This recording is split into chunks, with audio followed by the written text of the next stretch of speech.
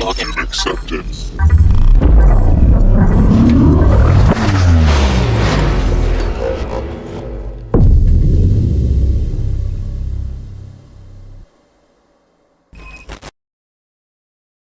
Hello, everyone, and welcome to our 2025 CyberStrike Prep developing in RvB Gameplan. My name is Clemency. I am the co-director of competitions for Swift, and today I will be walking you through a little overview of the environment, as well as some of what to expect and how to prepare for this competition. Before we get started, though, we have a couple points that we have to go over. This is our schedule for the rest of the semester. We're basically halfway done. As you can see today, we have the RvB prep, and on Friday we will be opening up our practice environment for you guys to go ahead and test your things. I am once again asking you to sign up for RvB, and I've probably used this image way too many times.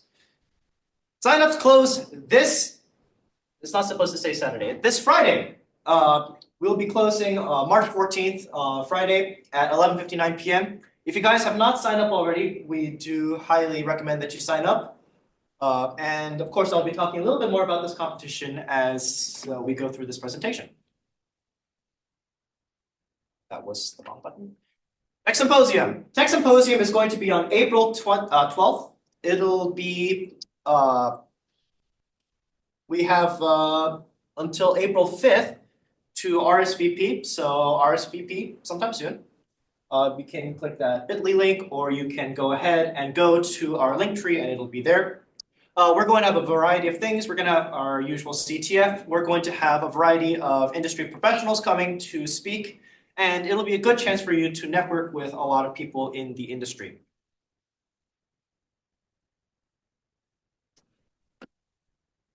There's supposed to be something here.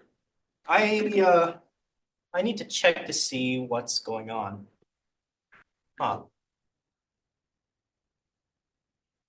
Sir, there's been an urgent message you need to see right now. Oh no, we must defend ourselves. Fellow citizens, this is your strike captain, speaking to you today with a matter of grave importance. Our worlds live under peace, freedom, justice, and security.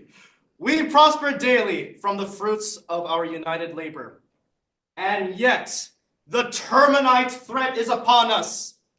SWIFT Command has informed me that the Terminites are invading our core worlds. We must repel them.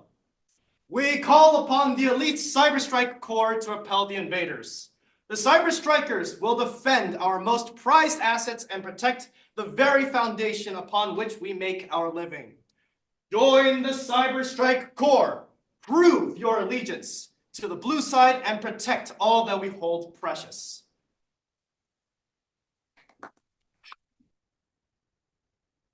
And now for a little bit more of a chill table of contents. So first of all, I'm going to go over what is the RvB competition. I'll talk about what the RvB looks like, what's going to go on. I'll go through the concept of checklisting, and finally I'll go through a little bit of a rundown about scripting. First of all, what is RvB? Now, if anybody here has played Halo before, you probably recognize this. And no, we're not going to be playing Halo. So unfortunately, if you are coming here with your Xbox controllers, we will not be playing any video games during the competition, unless you really want to. Red versus blue. This is a blue team or defender competition. You guys will be defending your environment from our live red team. The goal is to secure your vulnerable boxes with some good practices.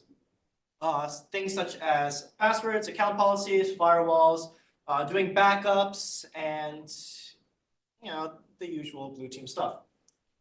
In addition, you'll be given a certain number of services to keep running. These services are critical and must stay up. And finally, you guys will defend against a very buff red team. They will try to take your services down. They are relentless, and they will abandon nothing in the pursuit of making sure that your boxes run very slowly. So this time I'm going to do it with a little bit more detail. The competition environment is going to be built on a number of boxes or virtual machines on a private LAN. Every individual team will have their own private competition environment. This environment will need to be defended against our live red team. This red team will operate throughout the competition and try to do various things to either slow you down or to make sure that you lose points. Our red team is made up of members of current and former competition teams, including members of our CPTC penetration testing team and our CCDC cyber defense team. What does the RvB look like? First of all, we're going to go ahead and look at competition timing. This will be approximately 5 hours, starting from 11 a.m. and running all the way until around 5 p.m. This will include pre-briefing and debriefing at the very end. I do have to note that the week after, or the Tuesday after the RvB competition, I will be hosting a full debrief to go over the environment in detail and talk about things that we have noticed, things that that you guys could have done better, and some things that the red team has done in order to get into your environments.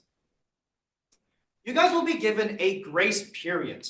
This grace period will be approximately 10 to 15 minutes, and that is the time where you can do the most work to protect yourselves. That is the time where you can get your bearings, you can do some reconnaissance on your machines. That is the time when you can start setting up your initial defenses, and hopefully you can get something up by the time red team starts roaming into your machines. And then, just like the Fire Nation, red team will attack.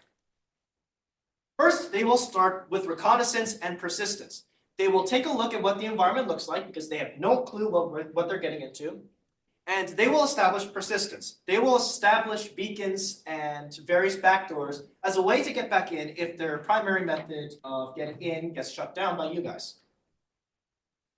Then for the majority of the competition, they will spend their time trolling, being annoying, posting random pictures on your websites, posting random things, changing passwords, changing shells, deleting random files here and there, and so on and so forth.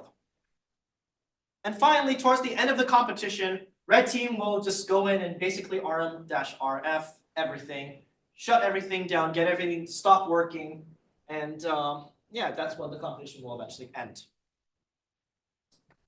In terms of scoring, this is going to be a points-based competition.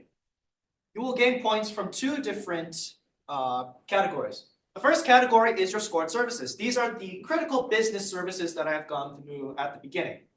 These scored services will be scored every 5 to 10-ish minutes, and you'll get a certain number of points for each scored service. These score checks have a certain criteria. For example, with SSH, we are going to test whether or not you can log in with a certain user that has to be given access. If that login fails, you will not be awarded points. For example, here, a web server must be accessible on port 443 in order to score properly for HTTPS. Points for scored services will be worth approximately 80%. The other 20% is going to go towards our business injects. Our business index this year will be provided by ISACA through their established business partners. And these will be business tasks assigned that will be due on top of doing all the other things that you are doing at the same time. This, again, is worth 20%, and this can make a difference. I have seen many cases in the past where teams have lost due to not doing a certain number of injects and losing out on a certain number of points. Box resets. Now, when I say box reset, I am talking about the full revert of a box to its initial competition state. This means all of the initial vulnerabilities are there. Any changes that you have made will be gone, and just generally speaking, you'll have to start over from scratch. These resets are very useful to get out of a sticky situation. For example, if you go through the services and you suddenly think, oh, X server has the word server in it. I'm going to delete X server. Well, now you've kind of screwed yourself over. And yes, this is something I've seen before. Box resets will come with a 50-point penalty, which will be the equivalent of 5 scored services. So this is a pretty hefty chunk. However, you do have to keep in mind that, again, sometimes it is more worth it to do a box reset than to risk not gaining the points that you otherwise would have gained. We will have our green team on hand to help you. Green team is the support team. They are there to help you do your box resets and just generally help you troubleshoot anything that might come up during the competition. And now, we will have a quick preview of the environment. More details will come out when we release the briefing packet this Saturday after all the teams have been assigned and after signups have closed. Can anybody tell me what OS this is?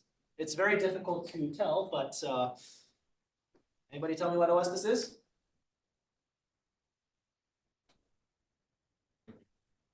Windows, that is correct. You guys will be given a Windows 10 desktop environment as one of your boxes.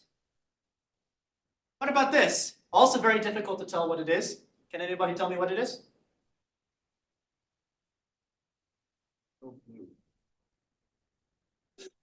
Eternal Blue happens to be a vulnerability that may or may not, I cannot confirm or deny this, appear on the competition, but this is Windows Server 2016. A little bit of an older version, but it's one of the only ones that we have working. Can anybody identify this OS? That is correct. Ubuntu Jammy Jellyfish, which is version 22.04. Yeah, we'll have some fun with that. I'm not going to go through this rate again. This is CentOS 7. This is an extremely old version of CentOS, and you guys will have the fun task of trying to navigate whatever random stuff we have done to it. And finally, you guys will have a Windows Server 2019 box, and this will hold, well, services that you will find out on the briefing packet. So before we continue on, does anybody have any questions regarding the RvB competition itself or the basic overview of the environment that I've already provided?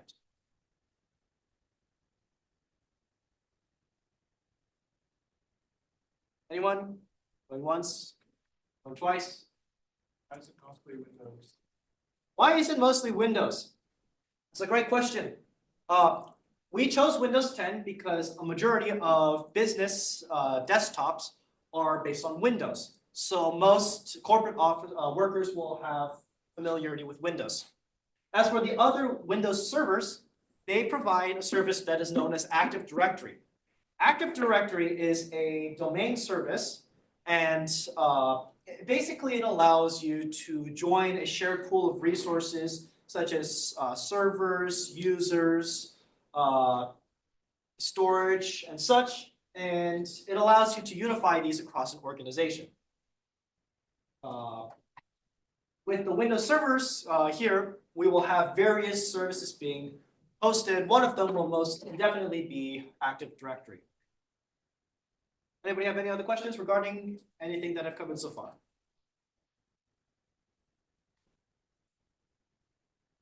Alrighty, let's go ahead and move on. If my clicker works. All right, we are going to go ahead and go into the prep work that we recommend to do for this competition. While you can go in this with the information you already have, it is not necessarily recommended because it is good for you to have a strong idea of what exactly you want to have done before the competition. We recommend that you make a checklist. But wait, what is a checklist? Well, generally speaking, a checklist is a list of things to do. It is very useful to keep track of what you have done in the competition. During this intense time, when you are going to be defending yourself against red team, when you're going to be rushing against the clock to get your defenses set up, it is very easy to lose your bearings, and it's very easy to forget exactly what you've done so far, which may lead to repetition, which may lead to time lost, so on and so forth. Having a written down source of information about what to do in the competition can be very useful to make sure that you are on track for what you want to get done. Here's a quick example of what to put on your checklist. Inventory. It is good to find out what exactly is on your boxes. For example, what operating systems are you running? What is the hostname? What is the IP address? What services are running? What software is installed on this system? What services are being scored? Which one of these are critical? Which one of these we don't care about? Hardening. You can close any extra entry points. The more entry points you have open, the more ways that red team can just get back into your system. Changing default passwords. We still have students who come in and compete every year, and they don't change their default passwords. Guys, red team knows your default passwords. It is pretty easy for them to just log on if they just have your password. System updates. Sometimes you might find a really, really old piece of software. And if you update this to a more recent version, you might be able to fix any bugs that may have invariably come with that version of the package. User management.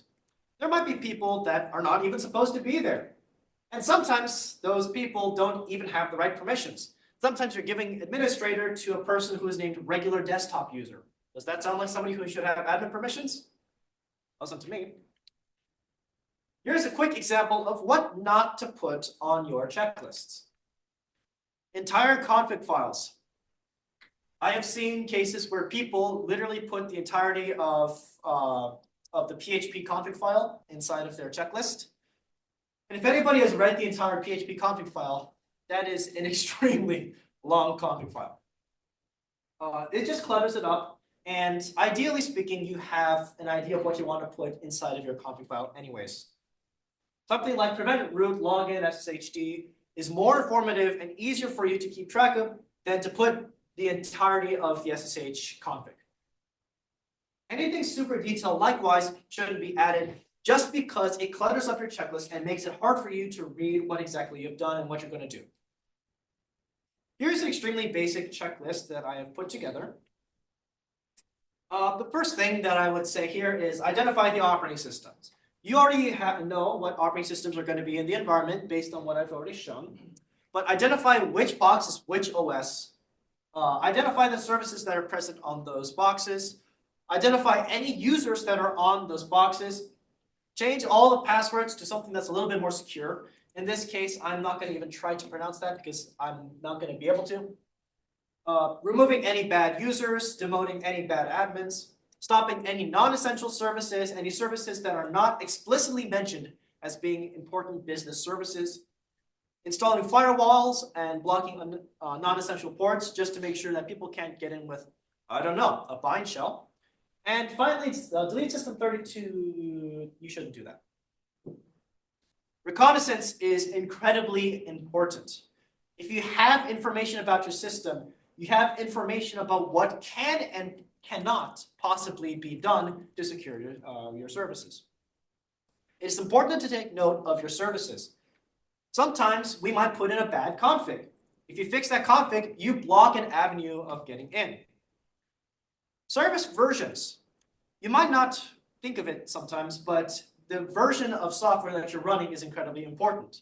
Sometimes you might have just really, really outdated versions of software, and that just opens up security holes because they've been around for so long that people already have figured out what exactly is wrong with them. Making backups of config files and important files. There are many cases where red team will just delete an entire config. And if you don't have a backup, well, you're kind of out of luck unless you do a box reset. The most common example of this is where red team will just go in and delete your entire Active Directory domain.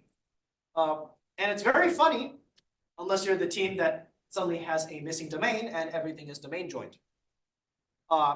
Sometimes, in order to make backups of these config files, it is as easy as doing Control-C, Control-V, just having them available in a different location. And if your config files disappear, you can just copy them straight back and yeah, you already have a working version of everything up and running again. CVEs. Sometimes there are particularly vulnerable versions of software. For example, WordPress is a well-known web content management system. As a result of having millions of users worldwide, WordPress has many people targeting it at the same time. And as a result, there are many people who have discovered certain vulnerabilities in certain versions of WordPress. So if you have a version of WordPress that is vulnerable to some kind of web shell attack, then updating that version will basically automatically apply those protections and you're already safe. Here are some things that you might want to watch out for. First thing might be bad permissions.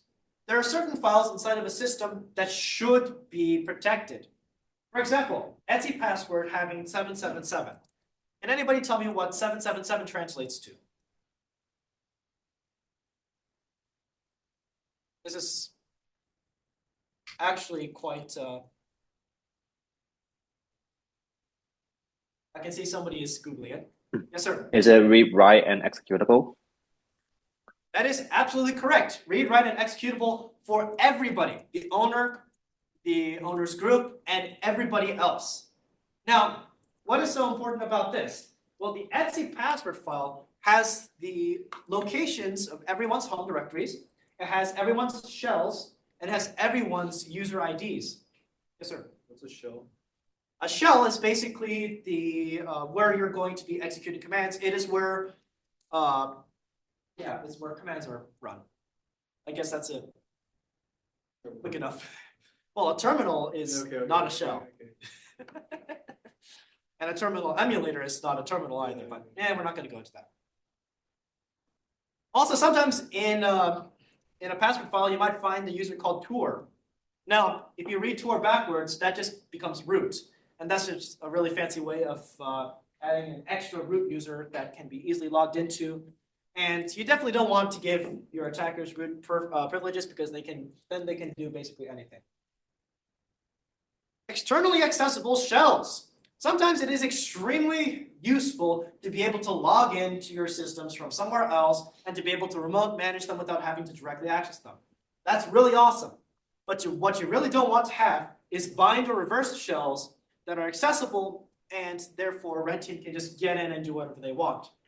Now, what is the difference between a bind and reverse shell? Does anybody know? Anyone tell me? Yes, sir? I think it's like you're connecting to the host, or they're kind of making like the server connect to them. Yes, that is absolutely right. One is just the server connects to the host. The other one is the host connects to the server. But otherwise, they're basically the same thing. They are externally accessible shells that you have to remove. The most popular tool for this by far is netcat. So if you see processes running NC, you might want to investigate into that and make sure that there's no web shell running or a bind or reverse shell running. And along that vein, web shells. These are shells that can be hosted on a website. So if you have a web server, maybe you want to make sure that there is no shell running that you can use to access anything. Weird configs. One thing that I've loved doing in the past is changing PAM so that everything is under pam_allow.so. Now, if you're unfamiliar with it, PAM stands for Pluggable Authentication Modules, and it is Linux's system for enabling user authentication and what they can or cannot do. Now, pam_allow.so is a built-in module to PAM that basically means that it accepts any authentication request. And so what I would do is I would replace every single line inside of those config files with pam_allow.so. So even if you have bad passwords, even if your password is incredibly outdated, even if you've used your password in the last 7 minutes, it just allows you in. So obviously this is kind of bad because you want people to be properly authenticated when they get into your services. Also, sometimes you might have really, really bad ADCS templates. Now, I'm not personally versed in Windows, so I can't tell you exactly what a bad ADCS template might look like, but I am told that these can be manipulated pretty easily and they can provide really, really bad security. Before we move on, does anybody have any questions about checklisting and the checklisting process? It stands for Active Directory Certificate Services, and beyond that, I can't tell you. I'm not a Windows guy. If anybody here is a Windows guy, please feel free to pipe up and explain better.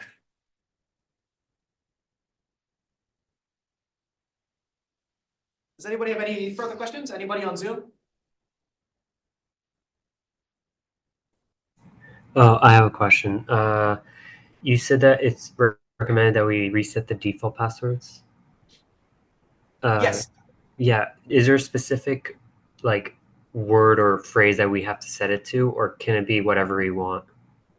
Your passwords can be set to whatever you want it to be. We do provide a method on our scoring engine where you can change the passwords that are being scored. Red team has no access to this. So basically, it does need to match whatever you've changed it to. So if you change your password from 1234 to 12345, unless you change it on the scoring engine, it's not going to reflect during scoring, and you might lose points for that.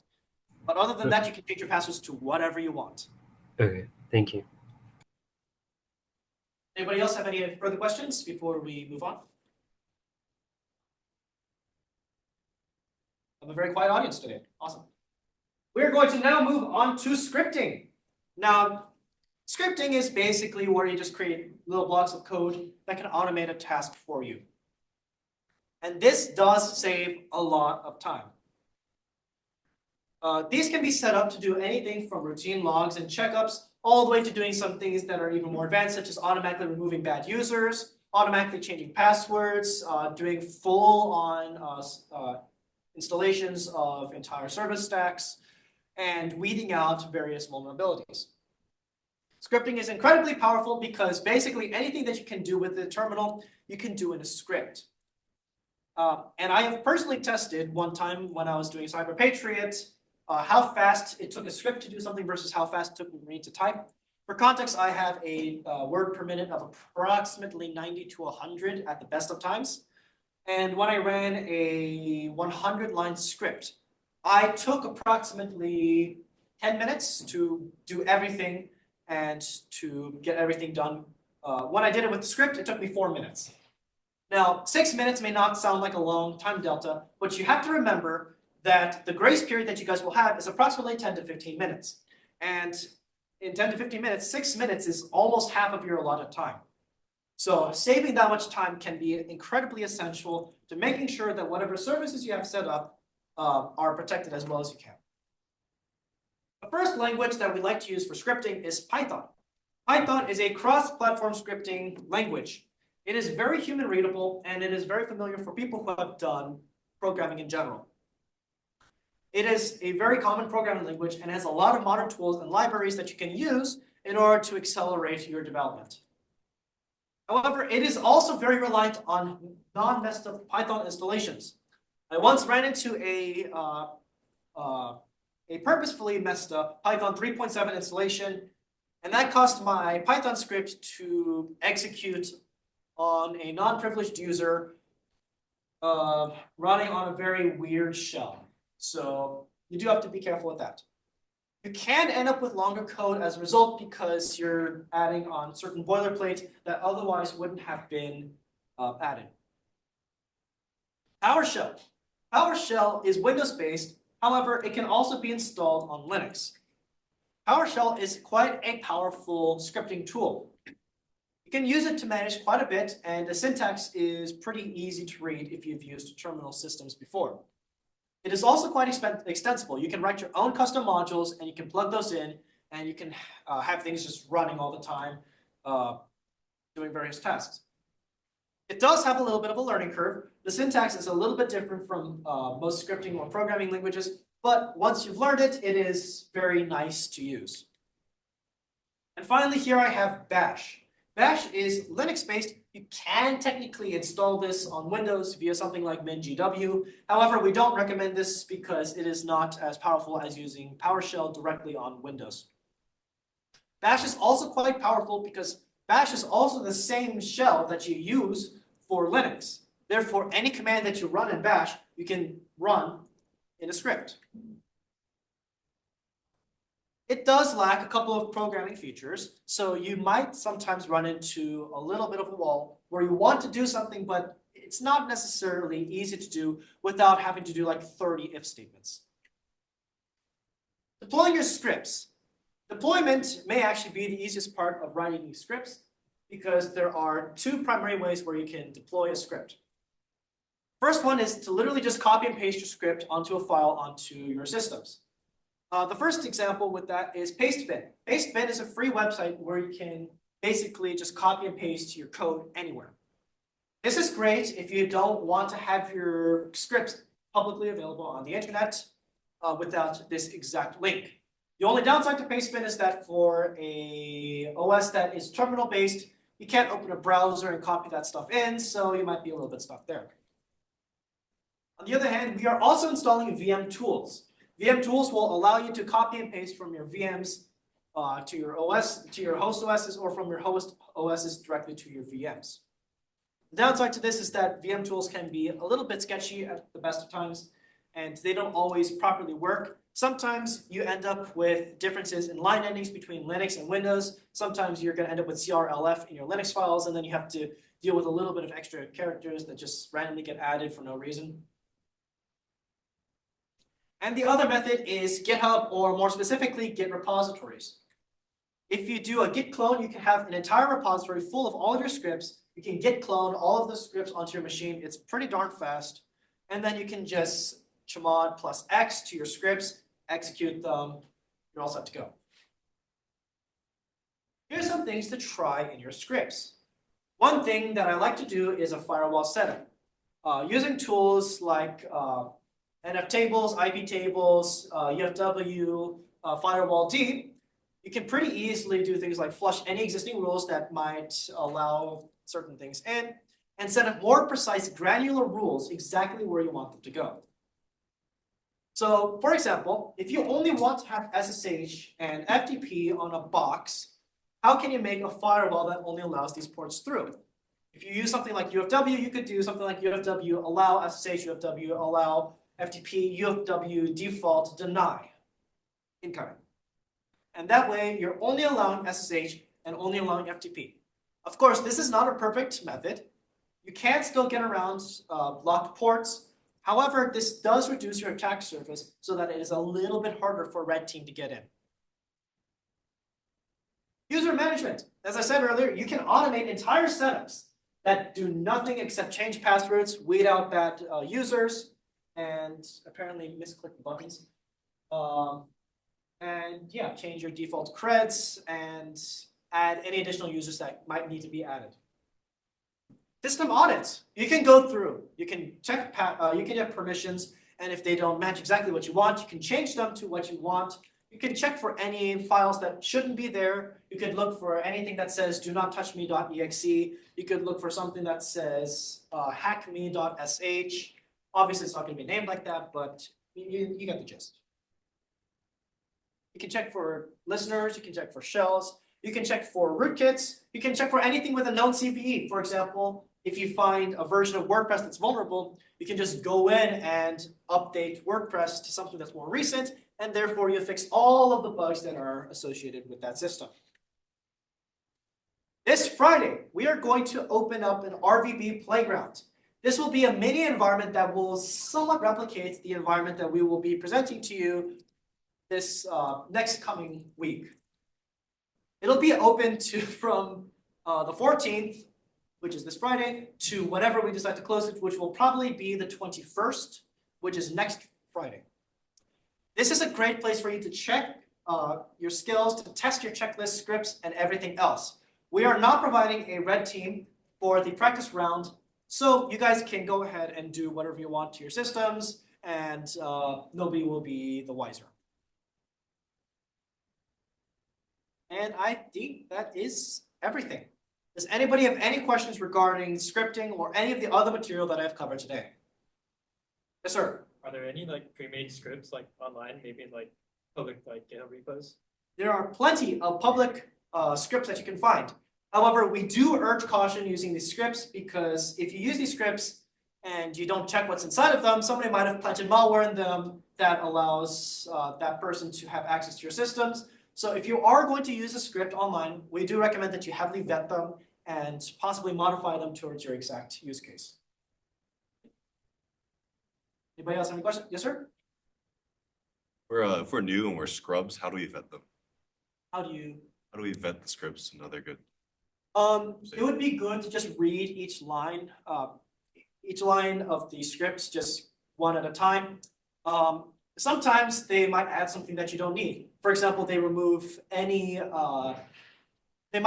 SSH installations, but you need SSH installations. And if you do that, then you suddenly lose all of your SSH and you're kind of screwed.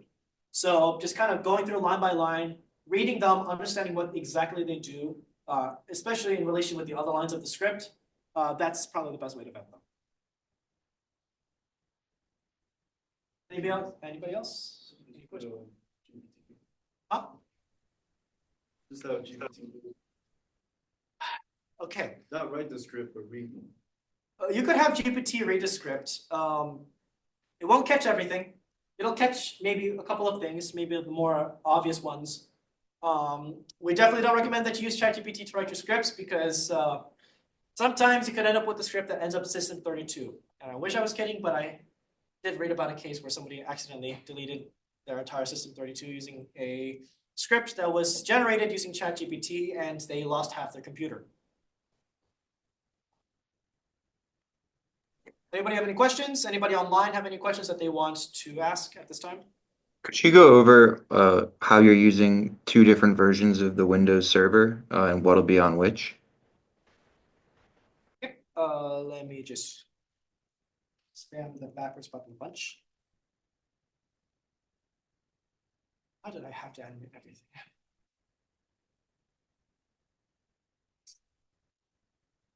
There we go. Okay, so you guys will be given 5 boxes. Each individual box will have one of these OSs. We're not exactly specifying which services will appear at this time. That will be released in the briefing packet that we will release this Saturday. But for now, this is just to let you know what you guys will be up against and what you guys should start practicing for. Does that answer your question? Yeah, no, I was just wondering, why not just use one of them? Why use both? I think it'll become apparent when you take a look at the environment for the first time. All right, I appreciate it. Thanks. Of course. You sir, you had a question? When would the business injects be due? And that's a great question. Business injects will have a listed due date on them. These can be anywhere from a 10-minute inject where it's just like, hey, I want you to run to the photocopier room and get me a printed copy of this. That's just an example. That's not exactly what might appear. Or it could be something that might take an hour and say, hey, I want you to deploy an entire scene for us so that we can monitor logs. So it will depend. We will list the due dates on these injects. We will not be accepting any late injects for any points, but you will get points for just submitting your injects. So at least try. You'll get participation points for that at least. Any other questions from the field? Anyone on Zoom? Going once? I got a question about the teams. How's that allocated? So we are going to be, there are basically 3 ways that teams are created. The first is if you wanted to join with a team of your own choosing, you can go ahead and sign up like that on the sign up form. Actually, I should probably go to the site. It's all of the again. You can sign up as with your entire team. Oh, I didn't even put the sign. There we go. The second alternative is you can compete individually by yourself. That is also an option. If you have signed up to compete individually, but you would like to be put onto a random team, this Saturday, after all of the signups close, we will go ahead and we will just kind of randomly put people from people on the spreadsheet together to form individual teams. Okay, is that do we have to be in a team, or I mean like, oh, okay, I see. Okay, thanks. Absolutely. Yes, sir. It's from 11 to 5, right? Yes, it'll start approximately 11 a.m. and we will end approximately 5 p.m. Now, when I say that we're starting at 11 a.m., that means that the briefing will start at 11 a.m. And technically speaking, you could show up about 10 minutes late and you'd still be in time for the competition. However, we do recommend that you show up by 11 a.m. so that you have plenty of time to set up, you have plenty of time to get situated, and so you can listen to my beautiful presentation about how to get everything done. Awesome. Does anybody have any further questions? And just to confirm, it's teams of 4, but there's 5 boxes? There are teams of 4 but 5 boxes. That is correct. Okay, thanks. It might be a little bit of a challenge, but if you guys can manage your time, if you guys can write some scripts to help yourselves out, 5 boxes is very doable. Yes, sir. Thought there were 6, being Windows 10, Server 2016, 2019, Ubuntu. Oh, never mind.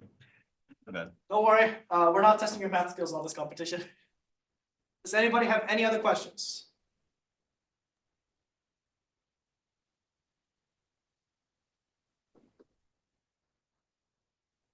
All right. If anybody does have anything else after this competition and they want to ask, feel free to hit us up in the competition Discord or on the Swift general chat, or just feel free to DM me straight up. I'm entangled on Discord, and we can answer your questions as soon as we are available. On that note, I want to thank everybody for showing up today to listen to this talk about how to prepare for the RvB competition. And we will be ready to see you on Friday for our playground environment. Thank you all.